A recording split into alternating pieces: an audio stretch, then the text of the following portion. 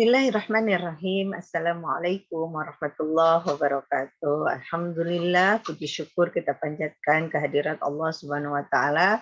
Salawat serta salam mari kita sama-sama persembahkan kepada junjungan alam Nabi besar Muhammad sallallahu alaihi wasallam. Ibu kepala sekolah yang saya hormati, Bapak Ibu guru yang saya hormati, para orang tua yang saya hormati dan anak-anakku sekalian, siswa-siswi SMA Kifayatul Akhyar yang sedang mengikuti MPLS yang saya banggakan dan sangat saya cintai. Saya Ibu Lela Nurlaila sebagai guru BK pada kesempatan hari ini akan menyampaikan materi tentang parenting, bagaimana orang tua mendampingi anak ketika mengikuti pembelajaran di rumah. Baik Bapak Ibu sekalian, ini materinya akan saya sampaikan. Saya perbesar dulu.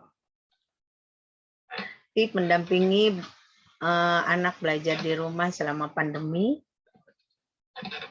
Pertama, kenali gaya belajar anak dulu Bapak Ibu sekalian ya. Pertama yang mesti kita ingat adalah bahwa gaya belajar anak itu beda-beda, sehingga kita tidak bisa menerapkan pola yang sama ke masing-masing dari mereka. Ini yang harus kita pahami bersama sebagai orang tua. Gaya belajar yang pertama adalah gaya belajar kinestetik. Ini jika anaknya tipe yang nggak bisa diam, yang mudah menerima pelajaran dengan menggerakkan badan. Nah, maka ini harus disiapkan banyak alat peraga untuk membantunya dalam memahami pelajaran. Yuk, kita harus lebih memahami anak jika ia dibiarkan bergerak, maka kita harus punya batasan-batasan. Kemudian gaya yang keduanya bergaya belajar visual. Ini jika anak lebih mudah menerima informasi dengan cara melihat, ya, melihat tayangan video, melihat tayangan TV. Nah ini pas sekali jika kita dampingi dengan media buku berilustrasi, kertas dan spidol warna-warni. Ini kalau untuk anak, serta materi berupa gambar atau video sesuai materi. Ini akan sulit ya kalau disuruh untuk membaca literasi. Jadi hoyong nate nonton. Nah, ini yang bergaya visual. Yang ketiganya ada gaya belajar auditori. Ini jika anak lebih nyaman belajar dengan cara mendengar, mendampinginya bisa dengan cara membacakan buku dengan intonasi seperti bercerita atau mendengarkan materi pembelajaran dari video yang lebih banyak penjelasannya. Ini ya macam-macam gaya belajar anak. Keduanya buat jadwal harian. Nah, karena anak belajar di rumah, buatlah jadwal belajar yang mirip dengan di sekolah untuk membiasakan mereka agar tak beranggapan bahwa pandemi ini adalah masa liburan tanpa henti. Jadi harus tetap bikin jadwal. Walaupun hanya sederhana. Langkah lebih baiknya ini secara tertulis. Kemudian diskusikan dengan anak, ya, aktivitas harian yang akan dijalankan. Misalnya untuk anak bungsu saya yang sudah kelas 6 ini, misalkan akan ada Zoom meeting dengan gurunya dari pukul 7.30 sampai 12, ya. Semuanya diingatkan ya. Jadi misalkan seperti mau berangkat ke sekolah aja, misalkan subuh tentunya ya dibangunkan untuk sholat, kemudian baca-baca ayat Quran, ya walaupun 1-2 ayat, kemudian mandi pagi. Nah, jangan lupa itu teh. Tapi yang lebih baik adalah mandi sebelum subuh, Bapak Ibu diusahakan ya, anak teh dibiasakan. Kemudian jam 7 yang biasanya berangkat ke sekolah, nah diingatkan, ayo siap-siap untuk belajar, misalkan seperti itu. Ya, jadi dilihat-lihat apa jadwalnya atau materi pelajarannya untuk hari ini dan hari-hari berikutnya. Kemudian sepakati semua berjalan seperti saat dia mau pergi sekolah ya, seperti yang saya sampaikan tadi. Supaya apa? Aura bersekolah pun terasa meski di rumah, jadi tidak merasa libur gitu. Setelah itu barulah dia bisa bermain. Ya ada mainnya juga boleh gitu. Jadi tidak hanya belajar terus. Ya kasih kesempatan untuk main. Kemudian meski enggak ketat sekali, dengan membuat jadwal harian yang melibatkan anak seperti ini bisa membantu proses belajar di rumah selama pandemi. Yang ketiga, perhatikan kenyamanan juga ya Bapak Ibu sekalian. Ingat, bukan kita saja orang tua yang merasa bosan sekali ya, tidak berkegiatan di luar rumah. Ya pasti nyata di rumah juga ada jenuhnya. Nah, pasti anak-anak pun sama. Maka perhatikan kenyamanan mereka selama belajar di rumah, siapkan tempat khusus jika ada, atau paling tidak sudut yang membuat mereka bisa belajar dengan tenang tanpa ada gangguan. Nah, juga hindari sesuatu yang mengganggu, misalnya lagi belajar, nyetel sinetron ibunya teh misalkan ya, atau misalkan mainan yang bisa mengusik konsentrasi ya jangan. Pastikan juga pencahayaan baik sehingga mereka tetap sehat selama belajar di rumah nanti. Yang keempatnya, jalin komunikasi. Ini sangat penting sekali. Pastikan kita selalu memantau media komunikasi orang tua, murid, dan pihak sekolah, baik melalui WhatsApp atau media sosial jika mungkin tersedia. Karena semua informasi pembelajaran jarak jauh akan dibagikan lewat online. Ini yang sangat harus diperhatikan Bapak Ibu sekalian. Ya, jadi harus kita ikuti agar enak nggak ketinggalan berita gitu. Jadi harus cek-cek HP-nya anak-anak ini, atau misalkan mengingatkan, ayo nak hari ini pelajarannya apa, sudah ada tugas apa, sudah dikerjakan apa belum. Nah, ingatkan anak juga secara berkala, siapa tahu ada tugas yang belum dikerjakan. Kalau perlu buat checklist di buku apa saja tugas dari guru dan kasih tanda centang jika sudah kelar.